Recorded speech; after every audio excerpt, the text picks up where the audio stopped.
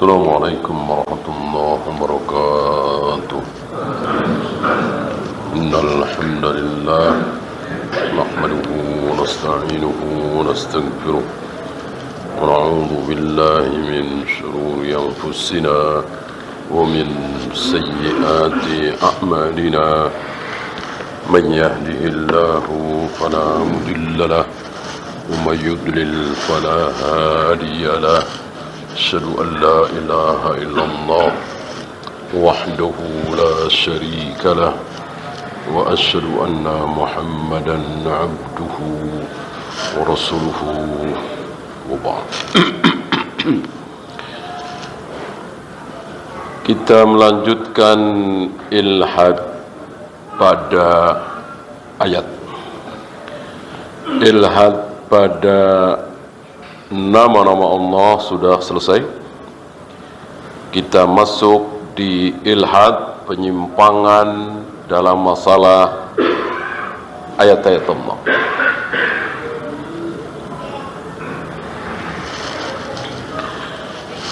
Ayat Allah ada.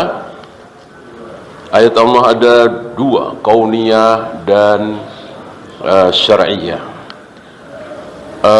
Kauniyah, jagat raya alam semesta ini. Apa penyimpangannya? Menganggap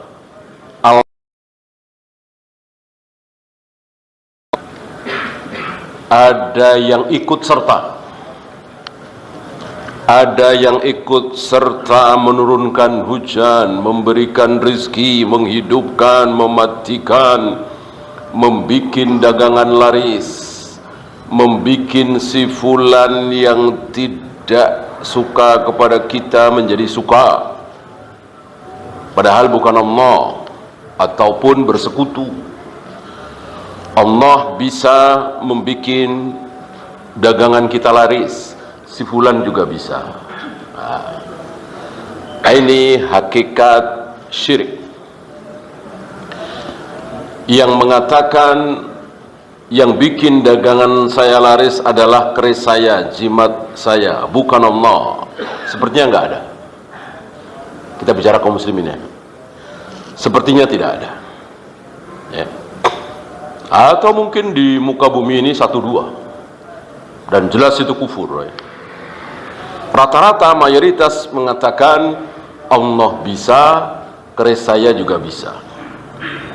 Allah bisa, jimat saya juga bisa. Ini ilhad pada ayat-ayat kauniyah.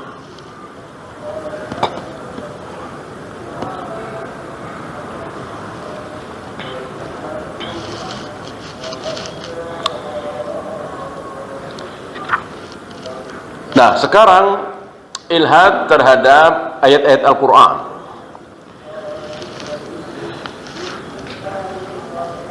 Wa yakunul ilhadu fiha, ilhad pada ayat-ayat Al-Quran adalah imma bitakdzibiha, mendustakan.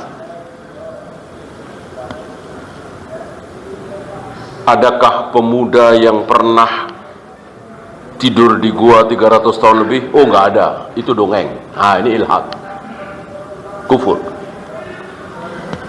Adakah tongkat yang pernah menjadi ular? Oh, enggak ada, itu dongeng. Ini ilhad, takdzib, mendustakan, tidak mempercayai. Apakah Allah turun ke langit dunia setiap sepertiga malam? Oh, enggak ada. Apakah Allah bersemayam di atas arsy? Oh, enggak. Ini takdzib, jelas kufur. Apakah Allah menciptakan Adam dengan kedua tangannya? Oh, enggak. Itu kiasan, misalnya.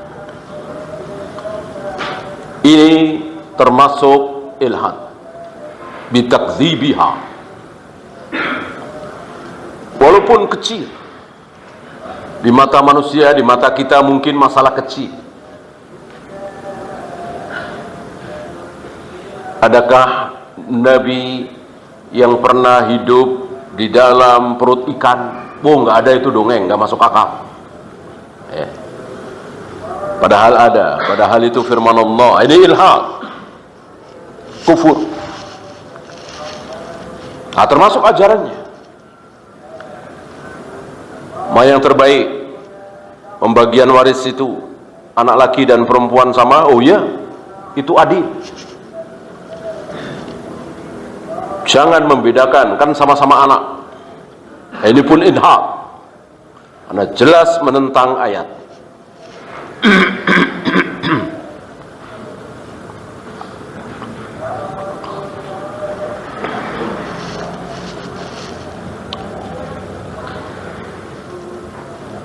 Au tahrifiha, tahrif. Yang kedua tahrif. Kalau tadi takdzib, ini tahrif.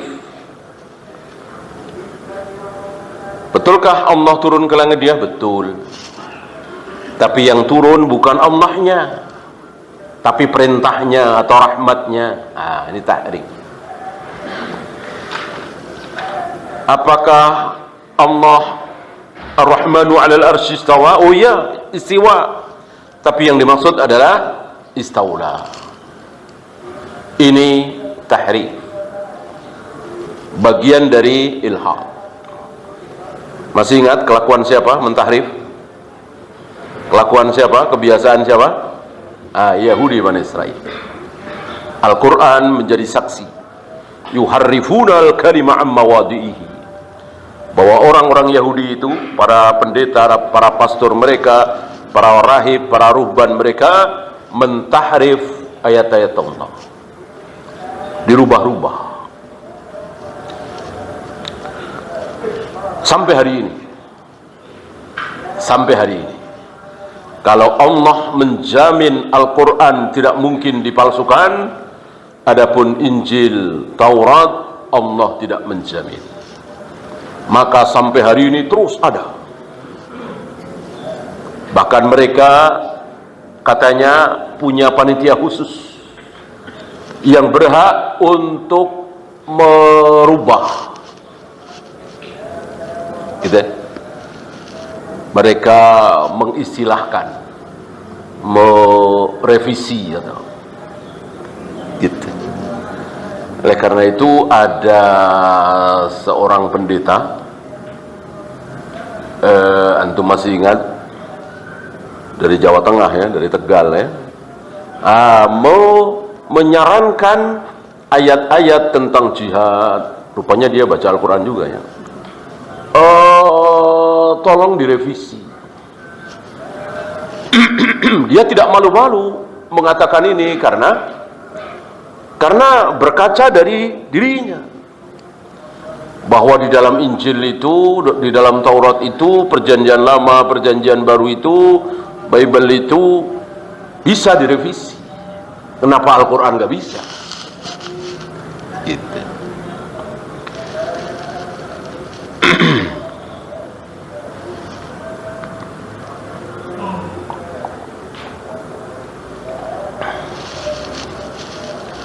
Perangilah orang-orang Yahudi dan Nasrani. Jelas itu kan? Qatilul Yahuda wan Nasara. Mereka berat dengan ayat ini. Yeah. Padahal kan ngapain ikut-ikutan gitu ya. Kita kaum muslimin, Injil mau ngomong apa terserah. Bukan urusan kita ya kan. Kenapa dia jadi pusing repot ketika ada agama lain yaitu Islam? Di dalam ayatnya itu ada kalimat qatilul yahuda wan nasara. Perangilah orang-orang Yahudi dan Nasrani.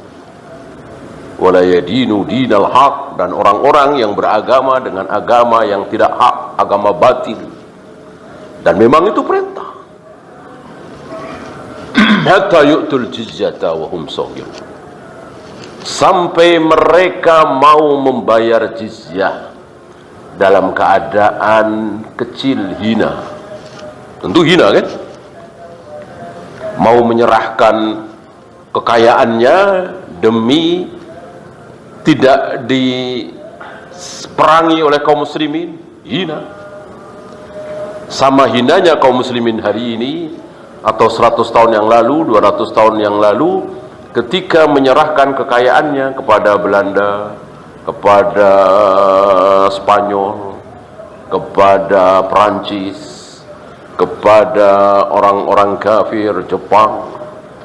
Sama yang seperti itu ya. Kaum muslimin kalau tidak menjajah, ya dijajah. Kalau tidak memerangi, ya diperangi ya. Dan lebih dahsyatnya diperangi tapi diam, sebagaimana hari ini diperangi habis-habisan sampai puluhan ribu wanita dan anak-anak mati oleh satu bangsa al-maghdubi alaihim, yang jumlah mereka mungkin cuma belasan juta. Kaum muslimin semiliar lebih, diam semua, diam semua ya.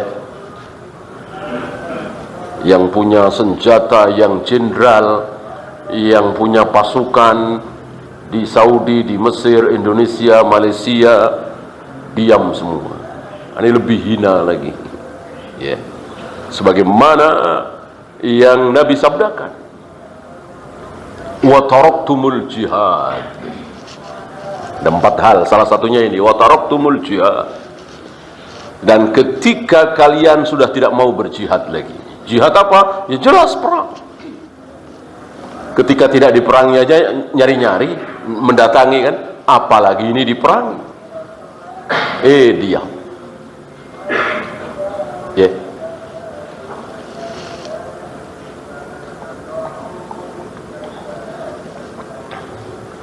Maka walaupun mungkin manhajnya kurang lurus ya, yang Taliban Afgan, katanya ketika mereka diundang oleh negara-negara Islam OKI untuk ya berunding gimana membicarakan saudara-saudara kita di Palestina yang diserang oleh al-Yahud. Nah, mereka nggak mau datang ya. Mereka membuat surat balasan ya. Tidak usah berunding, tidak usah berembuk, tidak usah diskusi, tidak usah musyawarah, tidak usah debat ya. Kirimkan alamat, istilah kita, kirim Sherlock ya. Itu pasukan kaum muslimin kumpulnya di mana? Kirim Sherlocknya ya. Karena udah jelas, ngapain mesti pakai berunding, musyawarah ya. Sudah saatnya gitu. Kalah menang ya belakangan ya, memang berperang seperti itu kan, kalah menang belakangan, bisa kalah bisa menang kecuali kita yang bukan apa-apa ya. Mereka punya pasukan, punya jenderal, punya bom, punya pesawat tempur ya. Dan ada kesempatan, nunggu apa lagi? Persis seperti yang disabdakan oleh Nabi SAW, wa taraktumul jihad. Ketika kalian meninggalkan jihad, sudah nggak mau berjihad lagi, seolah perang itu hina ya. Ini berangkat karena hubbud dunia, saking cintanya kepada dunia. Daripada uang habis buat perang, mending buat bangun ini, bangun itu, sarana olahraga, malah berpesta pora, bola lah, inilah, itulah. Saat saudara-saudara kita dibantai habis-habisan ya. Sallallahu alaikum dzullan, kata Nabi, maka pasti Allah akan timpakan kepada kalian kehinaan. Dan betul sedang kita saksikan, hina sehina-hinanya ya. Karena tidak adanya semangat jihad, padahal mereka gitu ya, kecuali rakyat jelata seperti kita yang tidak punya peluru, tidak punya bom, tidak punya senjata. Au mukhalafatiha, menyelisihi, mendustakan, merubah-rubah, menyelisihi. Banyak saudara-saudara kita yang menyelisihi ayat-ayat Al-Quran. Ayat Al-Quran mengajak kita untuk taat kepada penguasa walaupun zalim. Mereka mengajak kita untuk menentang, mendemo, bahkan menggulingkan. Ini apa? Mukhalafah, menyelisihi. Ini bagian dari ilhad.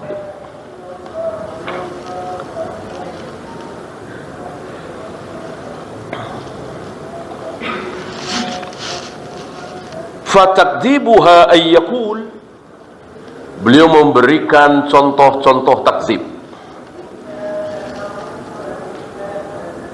Laisat min indillah, oh itu bukan dari Allah. Seperti ucapan Abu Jahal Abu Lahab, tapi sekali lagi dalam hati. Di lisan mereka ya, dalam hati mereka jujur. Laisat min indillah, oh itu bukan datang dari, oh itu karangan Muhammad, kata mulutnya Abu Jahal Abu Lahab. Adapun di hati tidak. Termasuk Fir'aun. Fir'aun mengatakan Musa pembohong, Musa berdusta, Musa tukang sihir. Itu mulutnya Fir'aun. Wajahadu biha wastaiqonatha anfusuhum. Mereka mengatakan Musa tukang sihir, Musa pendusta, pembohong. Itu cuman di mulutnya. Adapun di hatinya tidak sanggup. Karena memang mukjizat di depan mata kan. Begitu pula Nabi Muhammad SAW, Abu Jahal Abu Lahab hanya mengatakan di lisan, di hati tidak sanggup. Ya. Berpikir sedikit saja, nggak usah panjang-panjang, nggak usah panjang-panjang, nggak usah peras keringat, nggak usah terlalu mikir dalam, udah sedikit saja. Ya, Muhammad ini siapa? Pernahkah berdusta? Adakah akhlak dia yang buruk dari dia kecil? Kan apa istilah kita, tetanggaan. Abu Jahal bukan tetanggaan lagi, saudara ya kan, paman kan, anak keponakannya berarti kan. Kan tahu dari kecil sampai umur 40 tahun. Pernah bohong? Pernah nyuri? Pernah ada akhlak yang buruk? Jujur mereka menjawab, tidak. Lalu tiba-tiba sekarang bohong dengan kebohongan yang luar biasa. Apa ada tanda-tanda Muhammad ini cari sensasi, ingin terkenal? Nggak ada sedikit pun. Muhammad Rasulullah Sallallahu Alaihi Wasallam sangat jauh dari sifat-sifat tercela seperti ini.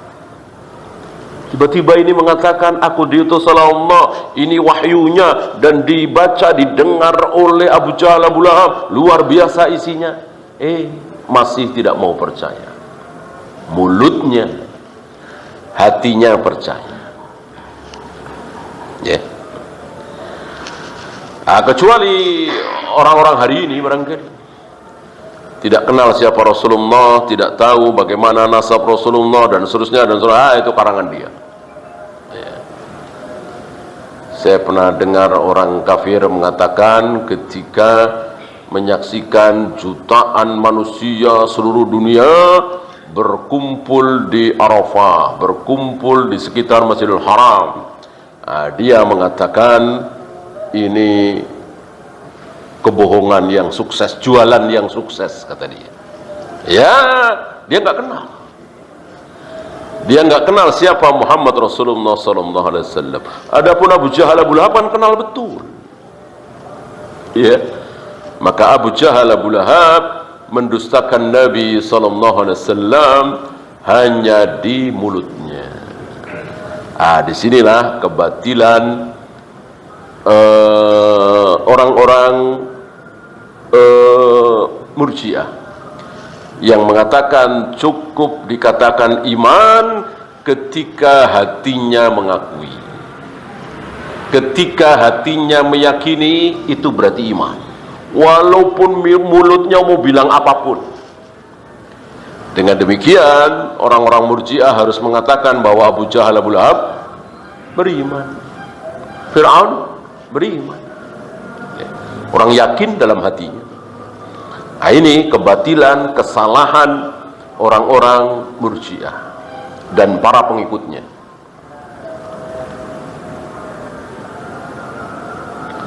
Nah, Murji'ah kan banyak yang mengikuti dalam hal ini. Ya.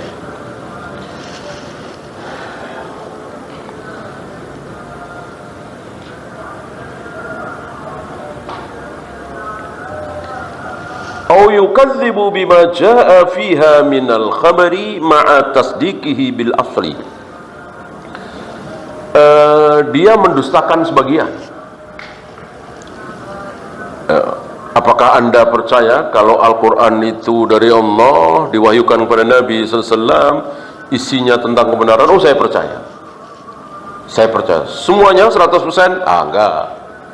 Enggak. Ada beberapa yang saya enggak percaya. Nah, misalnya. Dan dia tahu itu ayat Al-Quran. Satu saja.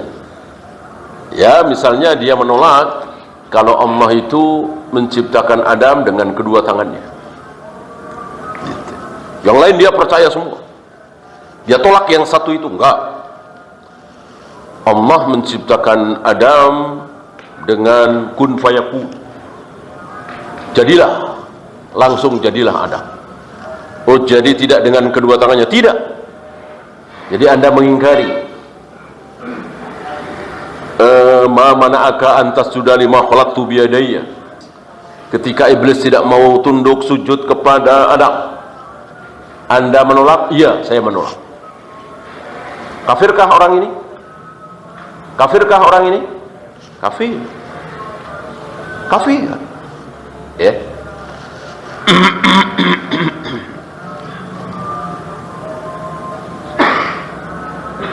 Tentu untuk menyatakan secara takyin bahwa si fulan ini telah kafir, butuh iqamatul hujjah. Ucapan seperti itu jelas ucapan kafir.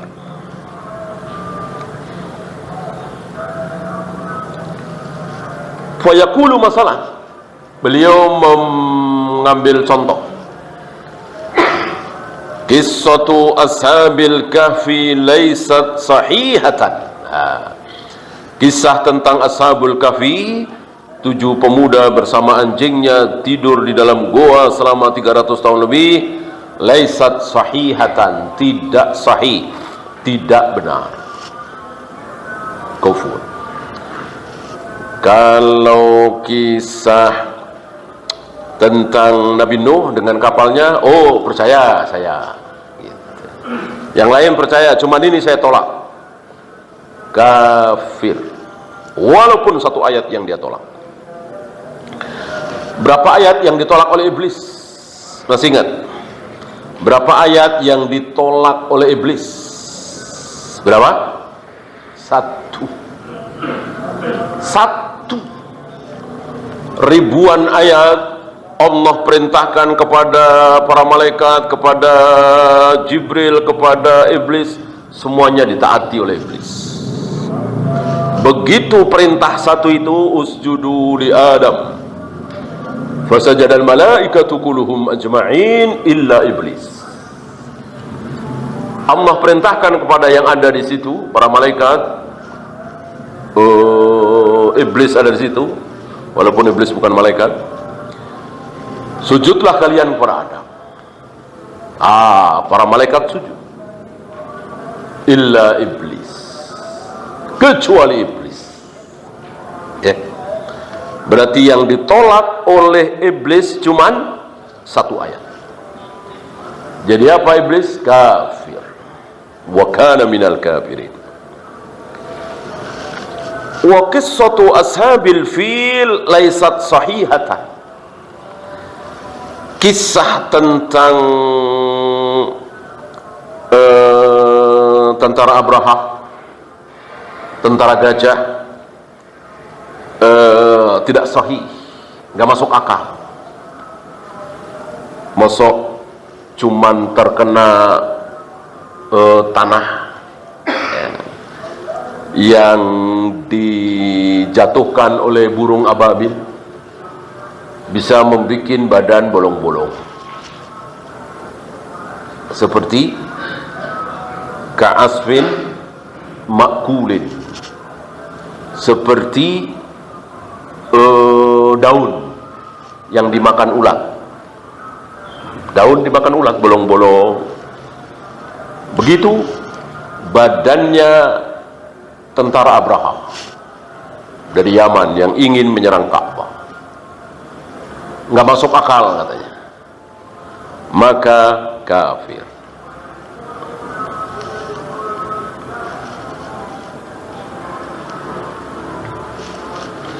Cerita yang nggak masuk akal, kita lihat. Kalau memang riwayatnya dhaif, ya kita tolak. Kalau sahih, apalagi dalam Al-Quran, wajib kita terima, walaupun sangat-sangat tidak masuk akal. Wa amma tahrifu fahuwa taghyiru lafdhiha. Adapun tahrif adalah merubah lafaz. Merubah lafaz.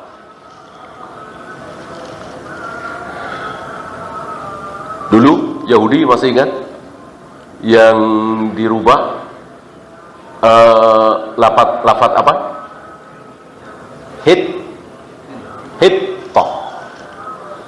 Hittah. Ya Allah, ampuni kami. Hittah. Allahumma ighfir lana. Ditahrif, dirubah-rubah menjadi hintah. Nama makanan gandum, hintah. Ya, Yahudi seperti meledek. Hittah. Diplesetkan nama Yahudi. Hintah. Meledek Allah dan Rasul. Dasar Yahudi. Sampai hari ini Yahudi seperti ini.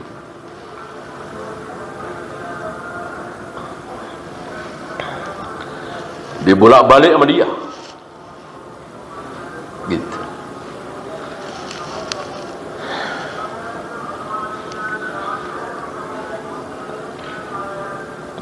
Nah, kelakuan Yahudi ini ditiru oleh kaum Jahmiyah.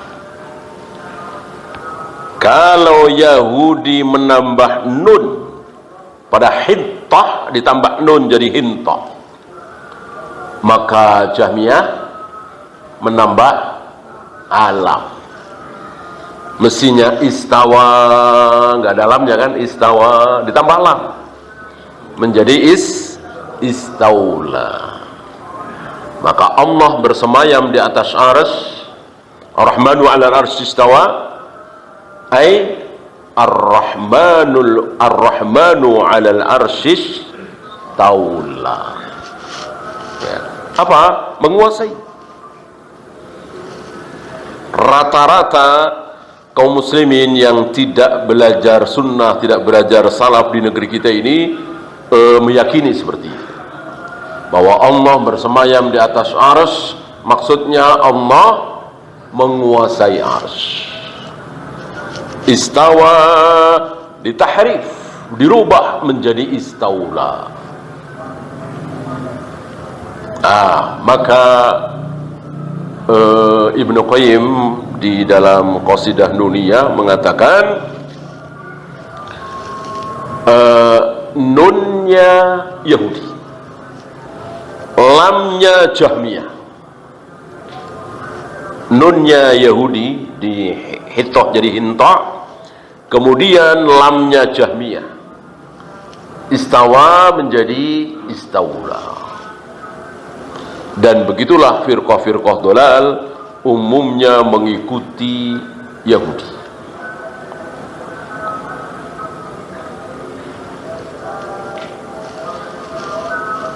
aw sarfu ma'naha amma aradallahu biha wa rasuluh, atau memalingkan maknanya. Istawa tetap istawa. Ya iya, kalau lafadznya tetap ya. Tidak berani merubah. Yahudi berani. Betul-betul berubah itu. Di Taurat dan Injil, perjanjian lama, perjanjian baru, betul-betul berubah. Kalau Al-Quran tidak berubah. Tidak berani dan nggak sanggup. Karena sudah dijaga langsung oleh Allah kan. Inna nahnu nazzalna dzikra wa inna lahu lahafidun. Aku sendiri yang menurunkan Al-Quran, aku sendiri yang menjaganya.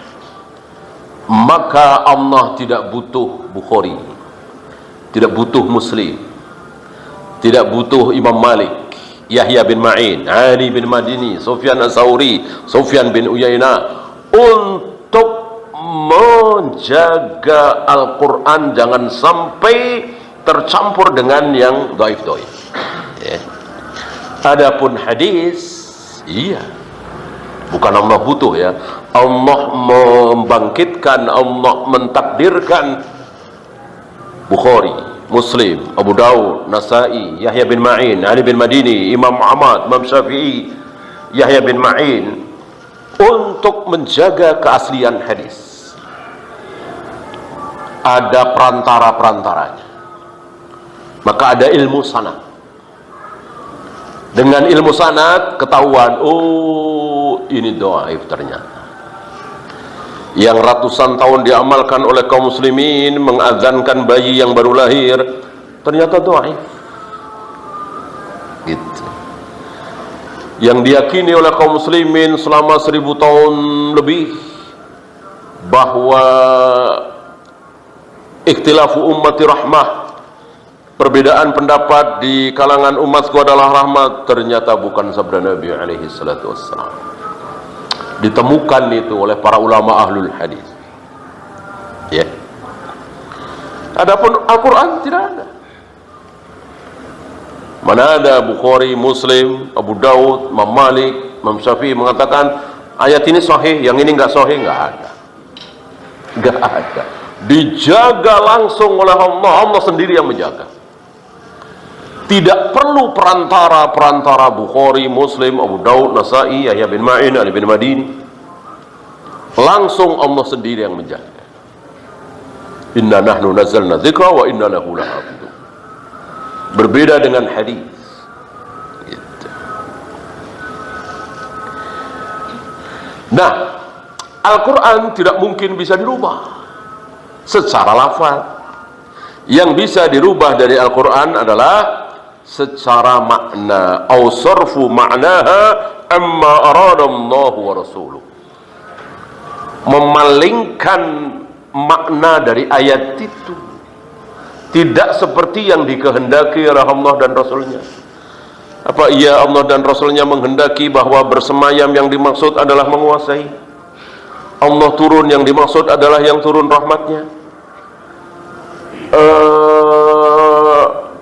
Wajah Allah berarti ridha Allah, ya. Tangan Allah, jari Allah berarti kekuasaan Allah. Mana? Ada di mana? Apakah Allah dan Rasulnya menghendaki seperti itu?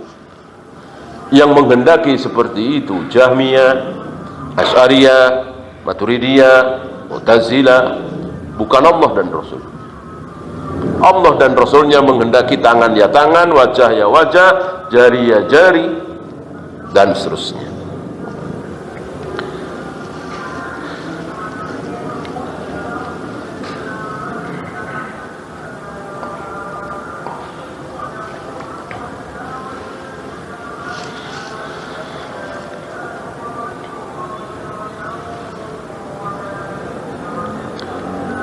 Mithla ayyakul, seperti seseorang mencontohkan istawa alal arsh, ay istawla tadi ya. Istawa yang tanpa lam itu terus ditambah lam. Ya. Istawa kan alif, sin, ta, waw, ya. Istaula, alif, sin, ta, waw, ya. Sebelum ya ditambah lam. Lamnya Jahmiyah mirip-mirip nunnya siapa tadi? Yahudi. Yanzilu Rabbuna ila sama'id dunya. Rabb kami Allah turun ke langit dunia setiap sepertiga malam. Ai yanzilu amruhu. Yang turun itu perintah Allah, rahmat Allah, bukan Allahnya. Ini wahyu dari mana, keterangan dari mana? Siapa yang membisikkan, yang turun adalah amarnya, perintahnya. Nggak bisa jawab mereka. Maka mereka mengatakan, sebab kalau Allah betul-betul turun, ya berarti sama dengan kita bisa turun. Ini luar biasa, berani sekali mereka. Memang mentang-mentang Allah turun berarti turunnya sama dengan kita. Mentang-mentang Allah punya wajah otomatis wajahnya sama dengan kita. Mentang-mentang Allah punya jari berarti jarinya persis dengan jari kita. Dangkal sekali ini, pemahaman yang dangkal sekali. Justru mereka yang menyamakan.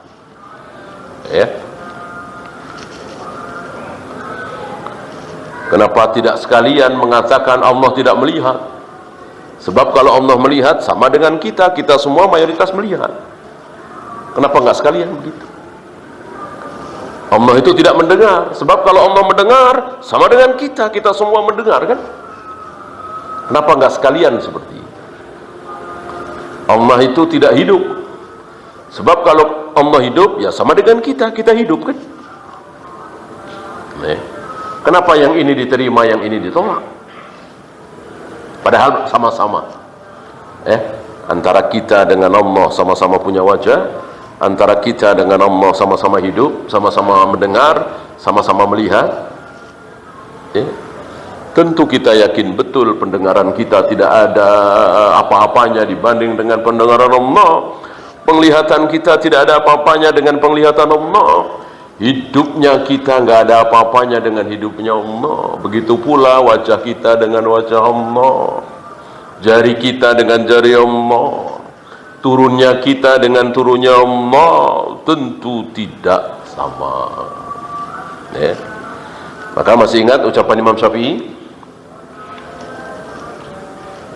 ketika berhadapan dengan orang-orang Jahmiyah yang sok tahu, oh maksudnya begini, oh maksudnya begitu.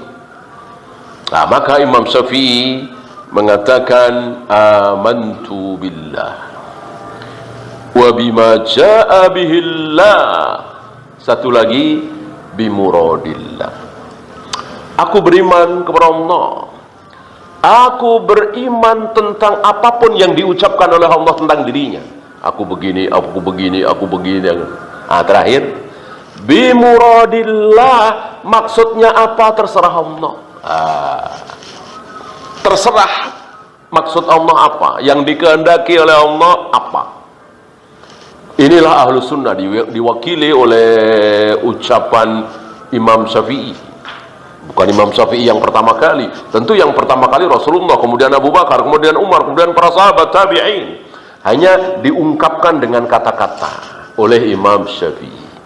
Amantu billah wa bima jaa bihillah bimuradillah. Aku beriman kepada Allah. Aku beriman dengan apapun yang datang dari Allah tentang dirinya. Aku begini, Allah begini, Allah begini. Bimuradillah, maksudnya seperti apa terserah Allah. Maka katakan wajah Allah, katakan jari Allah, katakan Allah turun, katakan Allah bersemayam, persis seperti yang Allah ucapkan. Seperti apa? Terserah Allah. Hakikatnya seperti apa? Kita serahkan kepada Allah.